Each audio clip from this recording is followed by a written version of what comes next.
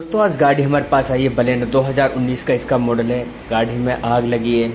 आग में जो पार्ट डैमेज हुआ है, राइट का फेंडर, बोनट, राइट की headlight, front bumper, grilles, engine harness और भी काफ़ी डैमेज हुआ गाड़ी में। तो इस गाड़ी को हम करेंगे रिस्टोरेशन। वीडियो में आपको पूरा दिखाएंगे किस टाइप से गाड़ी को रिस्टोरेशन किया जाता है। वीडियो आपको अच्छी लगे वीडियो को लाइक कर दें और चैनल को साथ में सब्सक्राइब भी कर दें। सबसे पहले गाड़ी का जो बोनट है उसको करेंगे ओपन। जो भी इसकी जड़ावट है उसको हम पानी से करेंगे पहले क्लीन, पहले प्रेशर के साथ में इसको क्लीन करेंगे। जो गाड़ी में आग लगी थी वो आउटसाइड से जो इसने हार्नेस करा रखी थी उसकी वजह से गाड़ी में आग लगी है। और लमसम जो गाड़ी में एस्टीमेट रहेगा 1.5 लाख के आसपास इसका बिल भी बनेगा गाड़ी का। एक छोटी की गलती की वजह से पूरे गाड़ी में काफ़ी नुकसान हुआ है। तो इस गाड़ी को रिस्टोरेशन करेंगे, वीडियो में आपको पूरा दिखाएंगे, वीडियो में बने रहें।